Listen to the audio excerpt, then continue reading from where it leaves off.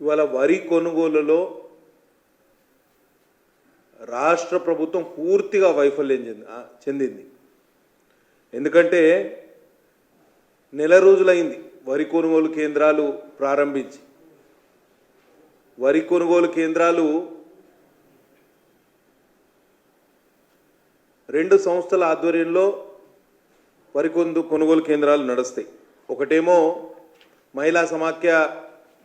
మహిళా సంఘాల ఆధ్వర్యంలో వరి కొనుగోలు కేంద్రాలు, ఇంకోటేమో ప్రాథమిక వ్యవసాయ సహకార సంఘాలు ఎక్కడైతే ఉంటాయో వాటి కింద. వీటి కింద నడిచే వరి కొనుగోలు కేంద్రాలు ప్రారంభించి దాదాపు నెల రోజులు గడిచింది. ఇప్పటికీ 25% టార్గెట్ కూడా వాళ్ళు రీచ్ కాలేదు. యాసంగిలో రబీ సీజన్లో వరి కొనుగోలు వ్యవస్థ పూర్తిగా గాడి తప్పింది. రైతులు అరిగోస పడుతున్నారు. రాష్ట్ర ప్రభుత్వానికి చీమ కుట్టినట్టు కూడా లేదు అనేది మా ప్రధాన ఆరోపణ. ఇక 15 రోజుల్లో సీజన్ కూడా ముగుస్తుంది, రబీ సీజన్ ముగుస్తుంది. 15 రోజుల్లో ఋతుపవనాలు వస్తాయి. ఒకవైపు అకాల వర్షాలు, ఇంకోవైపు వరి కొనుగోలులో అలసత్వం. మాకున్న సమాచారం మేరకు కేవలం 25% మాత్రమే టార్గెట్ యాసంగిలో ఏదైతే సివిల్ సప్లైస్ కార్పొరేషన్ పెట్టుకుందో దాంట్లో 25% మాత్రమే రైతుల వద్ద నుంచి సేకరించడం జరిగింది వడ్లను. ప్రాబ్లం ఏంటంటే ఈసారి వరి కోతలు చాలా ఆలస్యంగా జరిగినాయి. వివిధ కారణాల రీత్యా కొంత వాతావరణం కూడా అనుకూలించక వరి కోతలు కూడా లేట్ అవ్వడం జరిగింది. కల్లాలకు వరి రావడం కూడా ధాన్యం రావడం కూడా చాలా లేట్ అయింది. దాంతో ఇవాళ మొత్తం ప్రక్రియ మొత్తం ఆలస్యమైంది. ఒకవైపు వ్యవసాయ అధికారులు, ఇంకోవైపు సివిల్ సప్లైస్ అధికారులు, జిల్లా రెవెన్యూ యంత్రాంగం అందరూ కూడా పార్లమెంట్ ఎన్నికల్లో బిజీ అని చెప్పడం. ఎప్పుడు ఫోన్ చేసినా గత 15 రోజులుగా రైతులు ఇబ్బంది పడుతూ ఉంటే ఎవరికి ఫోన్ చేసినా మేము ఎలక్షన్ తర్వాత ఇదే దాటవేసే ధోరణి. దాంతో రైతులు చాలా ఇబ్బందులు పడ్డారు. కనీసం ఎన్నికలు ముగిసి వాటికి 4-5 రోజులు అయింది.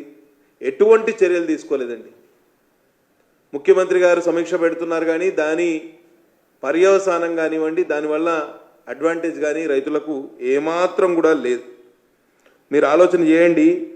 కాంగ్రెస్ ప్రభుత్వం కానీ మంత్రులు కానీ ఎన్నికల టైంలో ప్రచారం కోసం చాలా బిజీ అయిపోయారు. ఇప్పుడు ఎన్నికలు అయిపోయిన తర్వాత చాలామంది విహారయాత్రలు పోతున్నారు మంత్రులందరూ. మధ్యలో రైతులను పట్టించుకునే వాళ్ళు ఎవరున్నారండి? నాకు అర్థం కాదు. ఒక్కసారి మీరు చూడండి, మొన్నటి వర్షానికి రైతులు ఎంత ఇబ్బంది పడ్డారు అని ఆలోచన చేస్తే వాళ్ళ గోస వర్ణనాతీతం.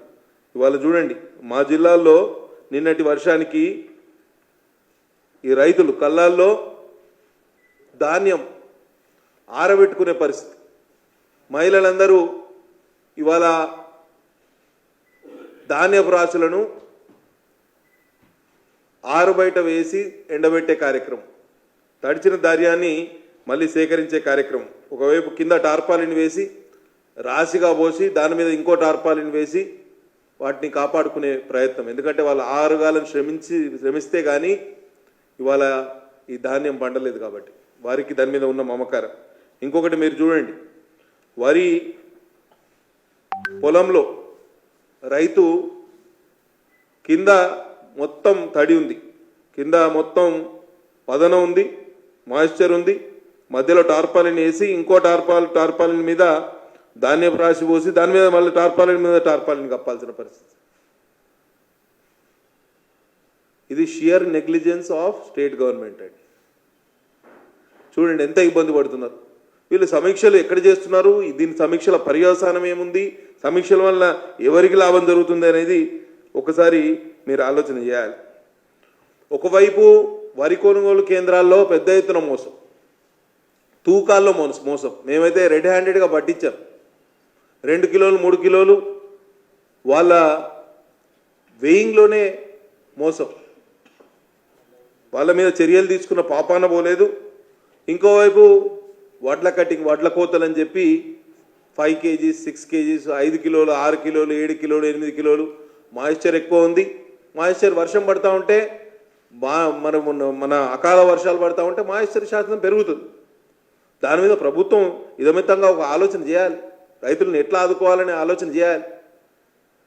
మాయిశ్చర్ ఎక్కువ ఉంది, తప్ప ఎక్కువ ఉంది, తాలు ఎక్కువ ఉంది, ఇవన్నీ సాకులు చెప్పి ఒకవైపు వడ్ల కటింగ్, వడ్ల కోతలు చేస్తూ అటు రైతుల్ని మోసం చేస్తున్నారు. ఇటేమో రైతులు ఆందోళన, ఎంత ఆందోళన అంటే ఇవాళ కల్లాల్లో ధాన్యపు రాశులు ఎక్కడికక్కడ ఉన్నాయి, టార్పాలిన్ల సప్లై లేదు, గనీ బ్యాగ్స్ లేవు. ఎక్కడ లారీలు లోడ్ అయితే ఇవాళ లోడ్ చేసి రైస్ మిల్కి వెళ్ళి అన్లోడ్ చేసుకొని మళ్ళీ వచ్చిన తర్వాత లోడింగ్ ఒక్కొక్క కల్లాని దగ్గర. అంటే ఒక ఆర్టిఫిషియల్ షార్టేజ్ ఆఫ్ లారీస్ అని, షార్టేజ్ ఆఫ్ గన్నీ బ్యాగ్స్ అని సాకులు వెతుకుతున్నారు. అటు రైస్ మిల్లర్లు, సివిల్ సప్లైస్ అధికారులు ఏం చేస్తున్నారంటే వీళ్ళంతా బయట వీళ్ళు దళారులకు, ప్రైవేట్ వ్యాపారస్తులకు అమ్ముకోవాలి. ఇవాళ ఎంఎస్పి ఎంత ఉంది? గ్రేడ్ ఏ రకానికి 2203 రూపాయలు ఉంది, కామన్ రకానికి 2183 రూపాయలు ఉంది. బయట దళారు వ్యాపారస్తులు 1900, 1850, 1800 రూపాయలు దానికి కొంటున్నారు. పూర్తిగా ఒక సిస్టమేటిక్ అప్రోచ్ తోటి, ఒక కుట్రపూరితంగా అధికారులు వ్యవహరిస్తున్నారు. దాని మీద ప్రభుత్వ ఆజమాయిషి ఏ మాత్రం కూడా లేదు. పాలనా యంత్రాంగానికి అసలు పట్టే లేదు. ఒకవైపు ఇదొకటి నడుస్తూ ఉంటే కౌలు రైతులకు గతంలో కొంచెం వెసులుబాటు ఉండేది. ఎవరైతే కౌలు రైతులు ఉన్నారో యజమాని దగ్గర నుంచి కౌలు పత్రం తీసుకుంటే కౌలు రైతు అకౌంట్కి డబ్బులు వేయడానికి ఆస్కారం ఏర్పడేది.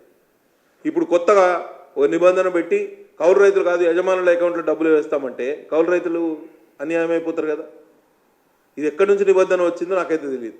మా కలెక్టర్ గారిని అడిగినా, సివిల్ సప్లైస్ అధికారులను అడిగినా ఎవరికి అసలు ఓరల్ ఆర్డర్ రాది, రిటర్న్ ఆర్డరా ఏమి చెప్పే పరిస్థితి లేదు. ఒకవైపు అకాల వర్షాలు తీవ్ర నష్టం కల్పించినాయి, ఈదురుగాలులు, వరి పూర్తిగా కోతకు వచ్చిన దశలో ఇట్లా నేల కొరిగితే పరిహారం చెల్లించాల్సిన బాధ్యత రాష్ట్ర ప్రభుత్వం అనేది. ముఖ్యమంత్రి గారు, సివిల్ సప్లైస్ అధికారులు, మంత్రివర్యులు అందరూ ఒక ఆలోచన చేయాలి. ఈ అకాల వర్షాల వలన దెబ్బతిన్న పంటకు కూడా నష్టపరిహారం ఇప్పించే ఏర్పాటు చేయాలి. ఈ దశలో నష్టపోయిన పంటకు దాదాపు రైతు ఖర్చు పెట్టే డబ్బులు దాదాపు 30,000 రూపాయలు లాస్ట్ ఫేజ్లో ఇప్పుడు నష్టపోతే. కాబట్టి ప్రభుత్వాన్ని, భారతీయ జనతా పార్టీ తరఫున మేము డిమాండ్ చేసేది ఏంటంటే ప్రతి ఎకరానికి 30,000 రూపాయలకు తక్కువ కాకుండా నష్టపరిహారం చెల్లించాలి. ఎవరైతే అకాల వర్షాల వలన ఇబ్బందులు పడ్డారు, నష్టపోయిన రైతులు ఉన్నారు. గతంలో 10,000 ఇస్తా అన్న ముఖ్యమంత్రి గారే ముఖం చాటేశారు. ఇప్పటి వరకు అతిగతి లేదు. మళ్ళీ మధ్యలో ఎలక్షన్ కోడ్ అని చెప్పి దాన్ని కూడా దాటవేసే ప్రయత్నం చేసిండ్రు. కాబట్టి తప్పకుండా దాని మీద చర్యలు తీసుకోవాలి. అట్లనే ప్రధానమంత్రి ఫసల్ బీమా యోజన, ప్రధానమంత్రి ఫసల్ బీమా యోజన కింద తెలంగాణ రాష్ట్రం ఇదివరకు చేరలేదు. గతంలో కేసీఆర్ ఉన్నప్పుడు ఏదో సాకులు చెప్పి తప్పించుకున్నాం. కనీసం మీరైనా చేరుతామని చెప్పారు. దాని విధి విధానాలు కూడా రూపొందించలేని పరిస్థితిలో మీరున్నారు. కాబట్టి వెంటనే ఫసల్ బీమా యోజన కింద ప్రభుత్వం విధి విధానాలు రూపొందించి వచ్చే వానాకాలం సీజన్కైనా ఆ ఫసల్ బీమా యోజనను అందుబాటులోకి తీసుకువస్తే రైతులు ఎవరైతే నష్టపోతారో అకాల వర్షాల వలన లేకపోతే వేరే కారణాల వల్ల వాళ్ళందరికీ లాభం జరుగుతుందని మేము అనుకుంటున్నాం. బహిరంగ మార్కెట్లో ధాన్యం రేటు కానీ బియ్యం రేటు కానీ మంచిగా ఉంది, మీకు అందరికీ తెలుసు.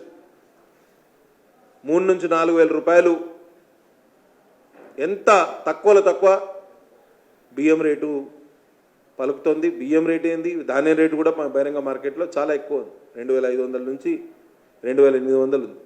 బహిరంగ మార్కెట్లో ఇంత రేటు ఉన్నప్పుడే మీరు రైతులకు మద్దతు ధర ఇప్పించలేకపోతున్నారంటే ఇక మద్దతు ధర మీరు ఇప్పిస్తారని ఆశించడం అత్యాశ అవుతుంది. ఎందుకంటే ఇవాళ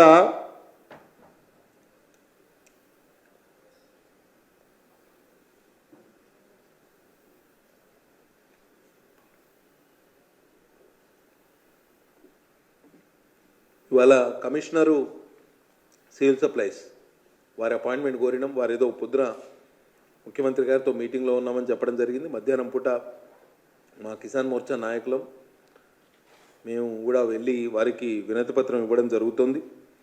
అట్లనే మంత్రి గారు ఉత్తమ్ కుమార్ రెడ్డి గారు ఆయన కూడా దీని విషయంలో ఆలోచన చేయాలి. వట్టి మాటలు చెప్తే లాభం లేదు. ఇది ప్రైమ్ టైం, వర్షాలు పడుతున్నాయి, రైతులు ఆందోళన చెందుతున్నారు, కళ్ళాల్లో ధాన్యానికి రక్షణ లేదు. ఇంకోవైపు రైస్ మిల్లర్లు తప్ప తాలు మాయిశ్చర్ అని చెప్పి వడ్ల కటింగ్ చేస్తూ ఉంటే రైతుల పరిస్థితి అడకత్తరులో పోకచెక్కలాగానే ఉంది. కాబట్టి యాసంగిలో తక్కువ ధాన్యం వచ్చే టైంలోనే ప్రభుత్వం కొనుగోలు సరిగ్గా చేయలేకపోతుంది. ఇక వీళ్ళు వానాకాలంలో ఎట్లా చేస్తారు అనేది మనం ఆలోచించాలి. ముఖ్యమంత్రి గారికి కానివ్వండి, మంత్రులకు కానీ పాలన మీద కనీసం పట్టు దొరకలేదు అనేది ఈ తతంగం అంతా రుజువు చేస్తుంది. ముఖ్యమంత్రి గారు గతంలో ఏప్రిల్లో ప్రెస్ మీట్ పెట్టి చెప్పడం జరిగింది. ప్రతి మార్కెట్ యార్డ్లో, ప్రతి కళ్ళంలో, ఎక్కడైతే కొనుగోలు కేంద్రాల్లో సీసీటీవీలు పెట్టి మానిటర్ చేస్తామని. ఎక్కడ సీసీటీవీలు పెట్టిందండి? నాకు అర్థం కాదు. ఒక్క సీసీటీవీ అని పెట్టిండ్రా? ఒక సీసీటీవీ వర్కింగ్ కండిషన్లో ఉందా? కేవలం వట్టి మాటలు చెప్పడమే. నేను ప్రభుత్వాన్ని డిమాండ్ చేసేది ఒక్కటే, రిపరేటివ్ మెషర్స్ ఇప్పటికైనా ప్రారంభించండి. 15 రోజులు మాత్రమే ఉంది. ఈ 15 రోజుల్లో కూడా ఎన్నిసార్లు వర్షం పడుతుందో తెలియదు. వాతావరణ శాఖ అయితే నెక్స్ట్ 1 వీక్లో భారీ వర్షాలు ఉన్నాయనే సూచన చెప్తోంది. కాబట్టి సూచనలు ఇస్తుంది. కాబట్టి వెంటనే యుద్ధ ప్రాతిపదికన వరి కొనుగోలు ఎక్కడికక్కడ ఫస్ట్ కళ్ళాల్లో ఉన్న ధాన్యాన్ని లిఫ్ట్ చేసే ఏర్పాటు చేయాలి ప్రభుత్వం. తర్వాత మాయిశ్చర్ విషయంలో కొంచెం రైతులకు వెసులుబాటు కలిగించాలి. ఎందుకంటే వాతావరణాన్ని అనుకూలించలేక అందులో రైతు తప్పేమీ లేదు. అకాల వర్షం వచ్చినా, మాయిశ్చర్ పెరిగినా దానికి రైతుని బాధ్యత చేయడం, బలి చేయడం చాలా అన్యాయం. కాబట్టి ఎక్కడికక్కడ ధాన్యాన్ని లిఫ్ట్ చేయాలని డిమాండ్ చేస్తున్నాం. తడిసిన ధాన్యం కూడా పూర్తిగా కొనాలి. రైతు ప్రభుత్వం అని గొప్పలు చెప్పుకునే కాంగ్రెస్ ప్రభుత్వం ఇవాళ రైతు వ్యతిరేక ధోరణిని అవలంబిస్తుంది. కాబట్టి ముఖ్యమంత్రి గారి రివ్యూ మీటింగ్కి వ్యవసాయ శాఖ మంత్రివర్యులు పోలేదంటే ఎంత బాగా వీళ్ళ పాలన నడుస్తుంది అనేది మనం అర్థం చేసుకోవచ్చు. అసలు ఎవరికి సమన్వయం ఉందంటే నాకు అర్థం కాదు. ఈ ప్రభుత్వం ఎట్లా నడుస్తుందో కూడా మనం ఆలోచించలేని పరిస్థితి. నేనైతే చెప్తున్నా, కేంద్ర ప్రభుత్వం ఇచ్చిన ఎంఎస్పి మద్దతు ధర 100% ఇవ్వడానికి సిద్ధంగా ఉందా? నరేంద్ర మోడీ ప్రభుత్వం ప్రకటించింది. గ్రేడ్ ఏ రకం వరికి, ధాన్యానికి 2203 రూపాయలు ఇవ్వడానికి రెడీ ఉంది. కనీసం కేంద్రం ఇచ్చే ఎంఎస్పిని అమలు చేయలేని అసమర్థ ప్రభుత్వం ఈ కాంగ్రెస్ ప్రభుత్వం. ఏముంది? సివిల్ సప్లైస్ కార్పొరేషను ఈ ధాన్యాన్ని కొనాలి, రైస్ మిల్లర్లతోటి బియ్యంగా మరాడించాలి, లేకపోతే మిల్లింగ్ చేయించాలి, పీడిఎస్ సిస్టమ్కి సప్లై చేయాలి, లేకపోతే ఎక్కువ సర్ప్లస్ ఎక్కడన్నా ఉంటే వేరే రాష్ట్రాలకు పంపించాలి. అదొక్కటి. Civil supplies corporation is a nodal agency when it comes to paddy procurement. ఎక్కడ మీరు చౌహాన్ గారిని పెట్టినాం, చాలా సిన్సియర్ ఆఫీసరు, మేమంతా మొత్తం దేశాన్ని ఉద్ధరిస్తాం, మార్పులు తీసుకొస్తాం, రాడికల్ చేంజెస్ చేస్తామన్న మా ముఖ్యమంత్రి వర్యులు కానీ, మంత్రి ఉత్తమ్ కుమార్ రెడ్డి గారు కానీ ఎక్కడ ఉన్నారు? వాళ్ళు మాట్లాడిన మాటలకు ఇవాళ పొంతన లేకుండా ఉన్నది. కాబట్టి మేము పిలుపునిచ్చేది ఏంటంటే, భారతీయ జనతా పార్టీ నాయకులు, కిసాన్ మోర్చా నాయకులు ఎక్కడికక్కడ రైతుల కళ్ళాలను సందర్శించాలి. ఫస్ట్ వారిలో భరోసా నింపే ప్రయత్నం చేయాలి. ఆందోళన కార్యక్రమాలు చేపట్టాలి. అవసరమైతే రాస్తారోకోలు చేయాలి. రైస్ మిల్లర్లు ఎక్కడైతే రైతుల్ని ఇబ్బంది పెడుతున్నారో, తప్పాతాలు, మాయిశ్చరు అని చెప్పి వడ్ల కటింగ్ చేస్తామని చెప్తున్నారో అక్కడ మనం ఉండి రైతులతో పాటు ఆందోళన నిర్వహించాలి.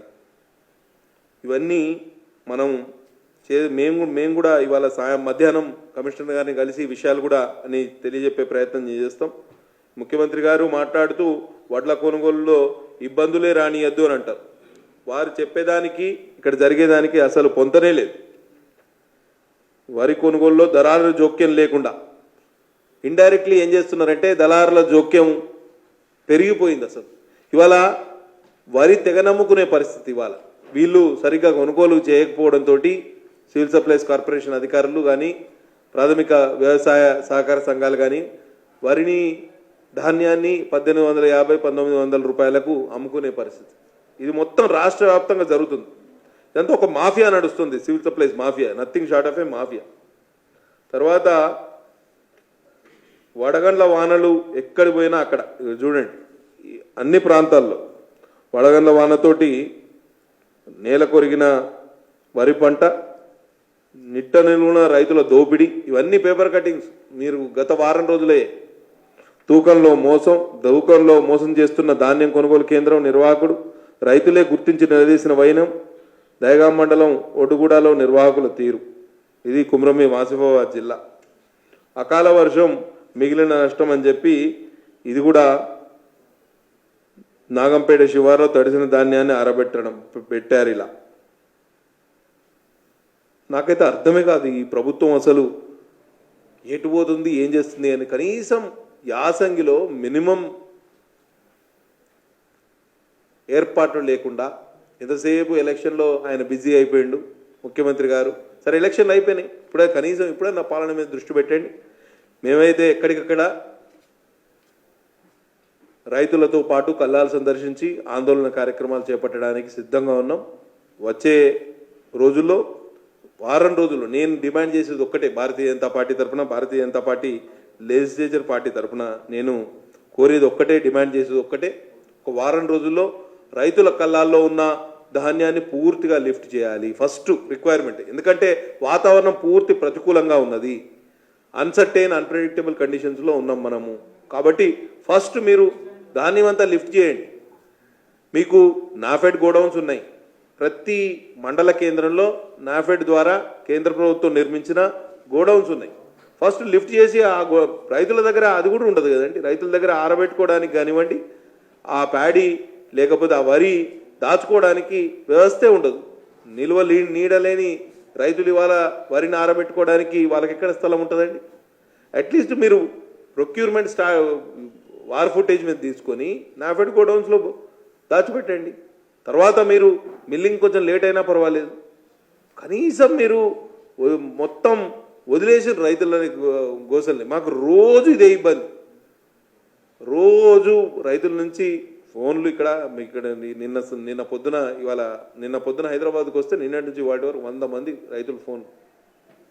ఒకరేమో ధాన్యం కొనుగోలు అక్రమాలు జరుగుతున్నాయని, ఒకరేమో వడ్ల కటింగ్ చేస్తున్నారని, ఇంకోటేమో మాయిశ్చర్ అని చెప్పి ఇబ్బంది పెడుతున్నారని, అసలు లోడింగ్ అన్లోడింగ్కు హమాలీలు లేరని, అసలు ఎక్కడికెక్కడ చాలా ఇబ్బందులు గురవుతున్నారు. కాబట్టి వెంటనే ప్రభుత్వం దీని మీద దృష్టి సారించాలని డిమాండ్ చేస్తున్నాం. భారతీయ జనతా పార్టీ తరఫున ఆందోళన కార్యక్రమాలు కూడా చేపడతామని, శ్రీకారం చుడతామని మీ ద్వారా తెలియజేస్తూ సెలవు తీసుకుంటున్నా. బోలో భారత్ మాతాకి జై.